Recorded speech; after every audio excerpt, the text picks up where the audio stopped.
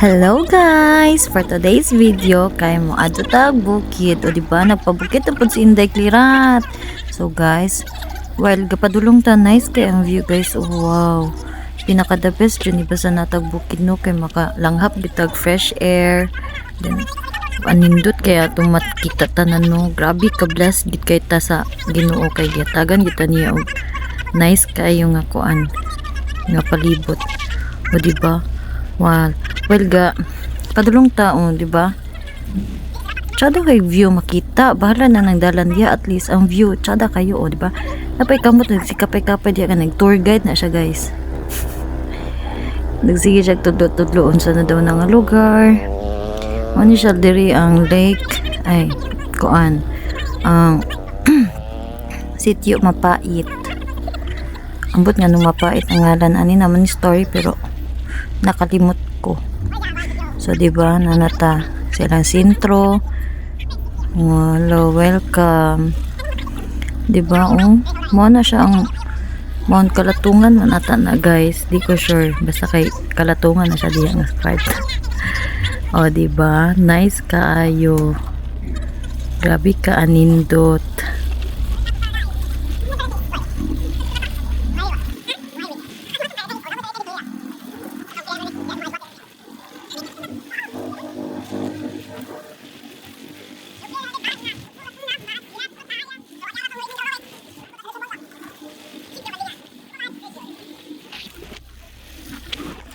So guys, so dapat na paliko sa Panyo Ipin.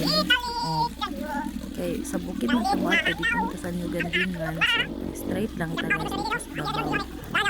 Diba? Kana sila padulong na sila sa video. Mataw Migdambul Falls guys. Diri nga dalang mo sa Migdambul Falls. So karon January 11 free kay ta mo ato sa Migdambul Falls. I-chat lang to ninyo si nakalimot ko basta kay makita rin ninyo Facebook free gid siya kay annual foundation niya, diba? Free ra ta makato sa Migdambul Falls guys. Nice kay dito bugnaw kay tubig. Lami kay tubig dito. Diba? Mao niya mong dalan. Rough road. Ano siminto diri?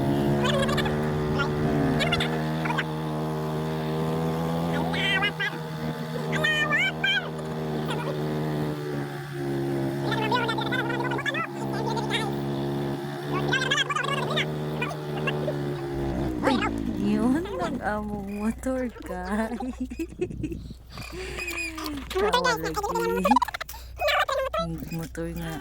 Di pa yun niya mo guys gigamit ron mo, diba? Okay, atik-atik dayon at siya kuha og bayabas ron kay napalong man ang motor. Ana pwede ra kay halata ba. Kuha. Atik. O diba guys, nice cam view no. Diba? Sagdi na kay haggard kay kog nang bago pa ng mata ni dapat ay bukid. Diba?